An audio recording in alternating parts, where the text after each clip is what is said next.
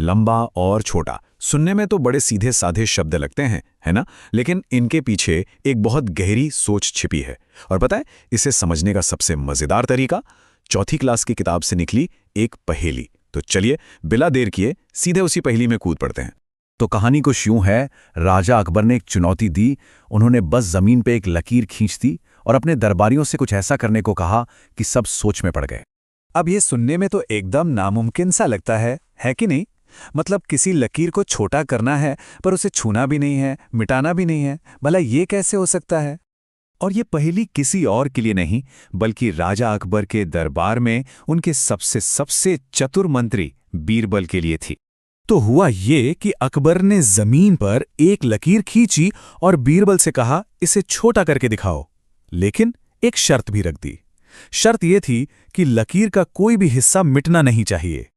अच्छा, अब इस पहेली को सुलझाने से पहले जरा एक कदम पीछे चलते हैं, क्योंकि इसकी चाबी छुपी है लंबाई और दूरी को समझने में। तो चलिए पहले इसी को थोड़ा परखते हैं। शुरुआत करते हैं अंदाजा लगाने से।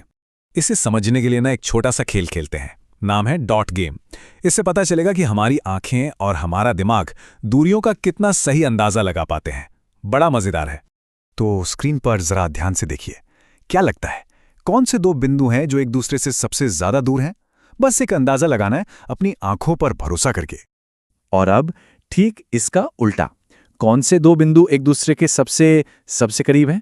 तो देखा, किसी भी दूरी को पता करने का यही तो तरीका है। स्टेप 1 पहले अंदाजा लगाओ और स्टेप 2 फिर किसी स्केल या रूलर से उसे नापकर पक्का कर लो। तो ठीक है, अब हम अंदाजा लगाने और नापने के बारे में थोड़ा समझ गए हैं। चलिए इसी नई समझ के साथ वापस अकबर की पहेली पर चलते हैं। देखते हैं कि बीरबल ने अपनी चतुराई का इस्तेमाल कैसे किया।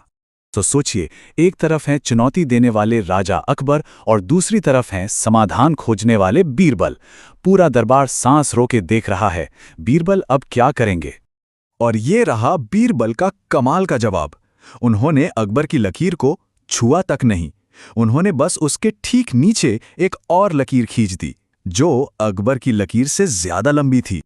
और बस यही था इस पहेली का पूरा राज। इसे कहते हैं सापेक्ष तुलना या रिलेटिव कंपैरिजन। मतलब कोई चीज छोटी है या बड़ी, ये सिर्फ इस बात पर निर्भर नहीं करता कि उसका अपना साइज क्या है, बल्कि इस पर निर्भर करता है कि उसकी तुलना किससे हो रही है। जैसे ही बीरबल ने अपनी लंबी लकीर खींची, अकबर की लकीर उसके सामने अपने आप छोटी दिखने लगी।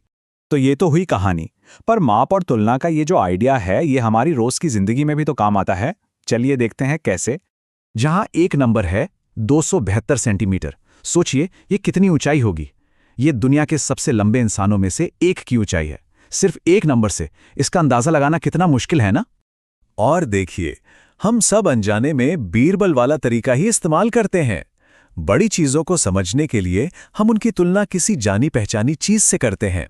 जैसे यहां झुम्पा कहती है, अरे वाह, इनकी ऊंचाई तो मेरी ऊंचाई से ठीक दोगुनी है। अपनी हाइट से तुलना करते ही वो 272 सेंटीमीटर का मतलब समझ गई। और हम सब अपनी जिंदगी में ये करते ही हैं, लगातार। जैसे ये ग्रोथ ट्रैकिंग टेबल को ही देख लीजिए। कोई दोस्त पिछले साल से कितना लंबा हुआ है, ये जानने के लिए हमें उसकी आज की हाइट की तुलना उसकी पिछले साल की हाइट से करनी पड़ती है। और जरा सोचिए अपने परिवार के बारे में। यही लंबा और छोटा का हिसाब किताब वहां भी तो चलता है। कौन सबसे लंबा है, कौन सबसे छोटा है, उनकी हाइट में कितना फर्क है। तो चलिए अब इस पूरी बातचीत को एक आखिरी और बहुत ही गहरे सवाल पर आके रोकते हैं। और वो सवाल ये है, क्या दुनिया में कोई सबसे लंबी लकीर हो सकती है? एक ऐसी लकीर जिससे लंबी कोई और लकीर ना हो। ये सवाल सुनने में तो आसान है, पर यह हमें गणित से भी आगे ले जाकर अनंत के बारे में सोचने पर मजबूर कर देता है।